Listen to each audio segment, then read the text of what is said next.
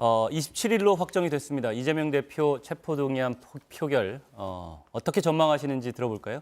예, 지금 뭐 기동민 의원 마음이 착잡하실 텐데 지금 민주당의 문제는 저기에 있다고 생각합니다. 민주당이 뭐라고 주장한다고 그게 민주주의가 아닙니다. 예. 우리 민주주의는 모든 국민이 같이 싸워온 것이고 지금 민주당이 뭐 검찰 독재를 이야기합니다만 검찰에 대한 국민의 신뢰도가 국회보다 훨씬 높습니다.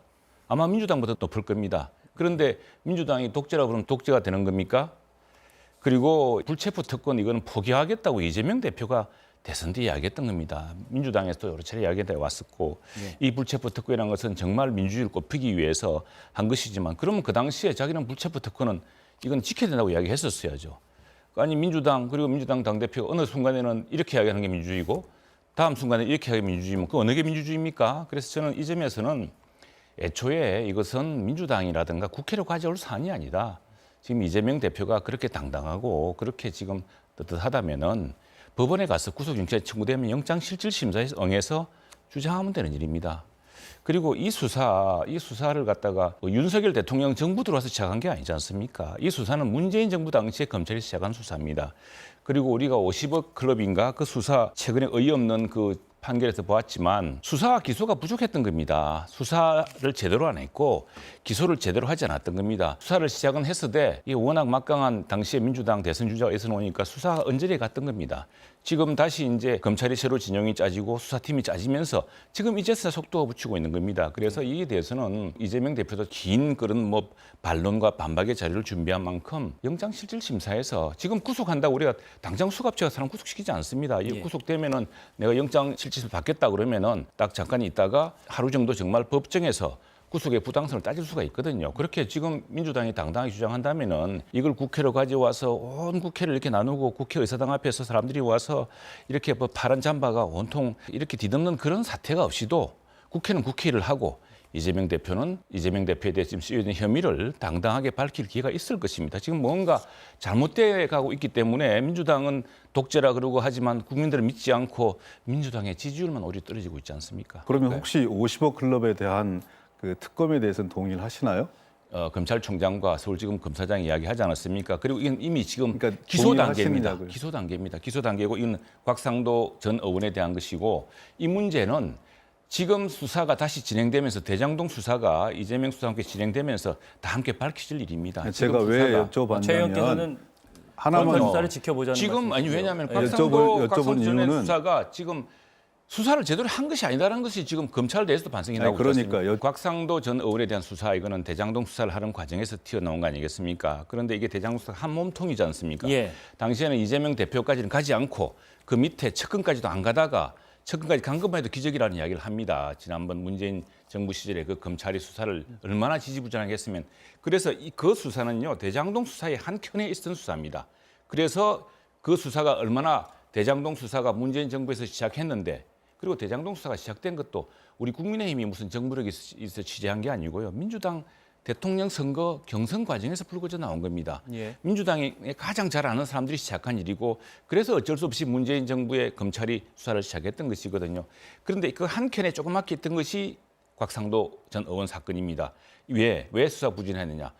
큰 몸통 수사를 하지 않았기 때문에 그렇게 됐던 것이고요. 이른바 김건희 여사의 주가 조작 사건이란 것은 검사랑 결혼하기 전에 했던 일입니다. 그렇지 않습니까? 윤석열 대통령이 언제 결혼했습니까? 예. 이 사건요. 최후에 뭐 지금 새로 나왔다는 것조차도 2012년 초가 끝입니다. 그 당시에 윤석열 검사로 결혼도 안 했습니다. 그러면은 검사 가족도 아닙니다. 그리고 이 당시에 김건희 여사만 하더라도 75명이나 되는 수많은 전주 중에 한 사람이었습니다. 그 돈을 맡긴 사람이고 이 주식 투자로 큰 돈을 번 게 아니라 손해를 보기도 했습니다.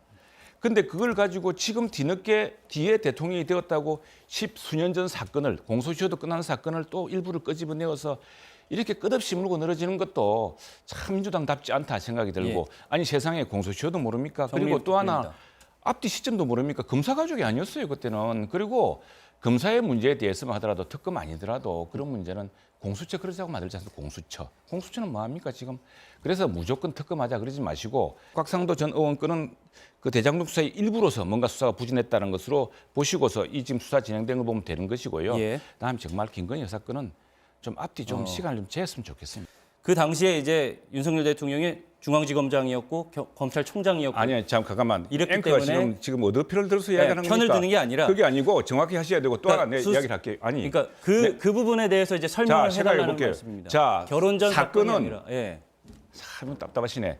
자, 사건이 일어났을 때 그 예. 사건 자체가 예. 어느 시절입니까? 그 결혼 전 도이치 모터 사건입니다. 사건이 예. 자체가 그냥 자연인 김건희 여사일 예. 때 일입니다. 네. 좀 이거 앞뒤 제고합시다. 이렇게들 말이지 무리하게. 그러니까 그 부분에 예? 대해서 쌍특검에 대해서 이제 쌍특검 설명을 특검 해달라는 이야기죠. 이거는 정의당도 하지 말자는 거 아닙니까 지금? 예. 그러면 정의당이 주장하는 대장동 50억 클럽은 받아들일 50억 겁니까? 클럽은 지금 이른바 공수처에도 할 수 있는 것이고 또 하나 대장동 그거는 수사가 받아들이시냐고요. 본격화되면 지금 아니, 그 부분은 박상도 말씀하셨으니까요. 의원은 자신 그러면 다시 제가 재소 사실관계만 과정에서 하나 드러날 정리해 겁니다. 드릴게요. 오늘 리포트도 나왔는데 회계장부 안 내놓으면 세금 지원 없다 뭐 이런 얘기까지 나오고 있고요. 이른바 노조와의 전쟁입니다. 어떻게 바라보고 계신지 의견 듣겠습니다. 노조와의 전쟁 아닙니다. 예. 노조의 회계 투명성. 예. 왜 기업은 회계 투명을 요구하면서 노조는 회계 투명하지 않습니까? 예. 미국, 영국의 노조는요 자세한 회계자를 제출하게 되어 있습니다. 지금 우리 법에서도 제출하게 되어 있습니다. 그래서 노총의 소속 노조 중에서도 네. 한 10%, 20%는 제출했어요. 왜냐 예, 예. 법에 따라서. 예, 예. 근데 왜 안 내놓습니까? 더구나 국가적 세금 지원도 받고. 다음 노조원들한테 떳떳해야죠. 미국이나 영국 같은 경우는요 얼마나 자세하게 회계자를 제출하냐 그러면은 노조 간부와 그 배우자, 그 미성년 자녀의 주식 채권, 기업으로부터 받던 금전적 이익까지 다 제공하게 되어 있습니다. 왜 안 합니까? 왜 기업한테는 투명하게 얘기를 하면서 거대 노조는 하지 않습니까? 예. 맞지 않지 않습니까? 그리고 예. 그게 무슨 노조와의 전쟁입니까? 이 정부가 전쟁할 데가 없어 노조와 전쟁하겠습니까? 그런 프레임도요 좀 예. 잘못됐고 자꾸 이렇게 해서 지금 나라가 어려운데 그리고 우리 노조 중에서 정말 일부 사람들입니다. 우리 노조 조직률이 14%입니다. 14% 중에서도 대기업과 정규직 중심으로 이렇게 노조가 특권적으로 운영되고 있지 않습니까? 그 울타리 밖에 노조 밖에 사람들 그리고 일자리를 구하지 못하는 청년들 어떻게 생각하겠습니까? 지금 일자리를 창출하고 이 어려운 경제 고비를 넘겨야 되는데 이런 문제로 노조와 전쟁한다고 이렇게 이야기하셔야겠습니까? 노조가 정상화되면 됩니다. 네. 지금까지 노조가 회계가 불투명했고 모든 것이 투명화되는 시기지 않습니까? 기업에게는 모든 회계를 투명하게 하라면서 왜 노조는 투명하게 하지? 더구나 노조도 지금 막 1,000명, 2,000명 되면 그 엄청나게 큰 규모인데요. 이거는 예. 정상적인 겁니다. 그리고 또 하나 미국과 유럽을 이야기하시는데 노조의 권리도 있지만 또 법 질서가 있어야 됩니다. 우리처럼 우리는 대체 인력 같은 걸 못하게 안 돼 있습니까? 이 법이. 이런 거 고쳐야 돼요. 글로벌 스탠다드 가려면 똑같이 스탠다드 가야 됩니다. 그리고 어떻게 노조가 그 불법 크레인, 타워 크레인 노조처럼 자리세 뜯어내지 뒷돈을 뜯어내는 나라가 세상에 있습니까? 그런 예. 나라가. 최 의원님. 마피아가 한 짓이죠, 그게. 예. 그리고 또 하나 이야기할게요. 예. 지금 우리가 본받은 나라들 이 노조, 노동개혁, 연금개혁, 교육개혁 다 해야죠. 우리 민주당도 해야 된다고 생각하지 않습니까? 그 방법론을 둘러싸고 논의를 해야 되고 자, 독일이 한때 유럽의 병자이다가 일어선 것이 바로 노동개혁을 했기 때문입니다. 그 당시에 하르츠 계획을 했고 그것이 민주당 정부, 우리 같으면 민주당 정부, 진보 정부에서 했습니다. 그리고 프랑스 마크롱 대통령과 우리 문재인 대통령 똑같은 시기에 취임했는데 지금 프랑스는 혁신의 나라가 되고 있습니다. 물론 마크롱 대통령 지지율이 많이 떨어져 가고 있습니다. 왜? 노란 조끼랑 맞서야 되고 개혁을 하는 건 힘듭니다. 그런데 우리 민주당도 이제 큰 집권 경험도 있고 또 큰 정당이기 때문에 나라의 미래, 우리 후손들에게 어떤 나라를 줘야 될 것이냐, 우리가 어떻게 하면 젊은이들에게 일자리를 만들어줘야 될 것이냐 이런 걸 함께 고민하셔야죠. 근데 일부 강성 노조가 주장한다고 해서 그 주장이 우리가 저 노조와 왜 전쟁을 합니까? 전쟁 안 하죠. 우리가 그래서 최 의원님 투명할 것은 투명하게 하자는 이야기죠. 예. 노란봉투법 이게 어제 오늘 만들어진 제출된 법이 아니지 않습니까? 예. 이게 민주당이 다수당이고 민주당 정부 때 제출된 법안입니다. 그때 민주당이 고민하고 이것을 다수결로 채택하지 못한 이유가 있죠. 왜냐하면 이게 굉장히 우리 노사 관계를 복잡하게 만들고 거의 막 무한 파업으로까지 이어질 수 있는 그런 것들을 경영계는 많이 걱정을 하고 있습니다.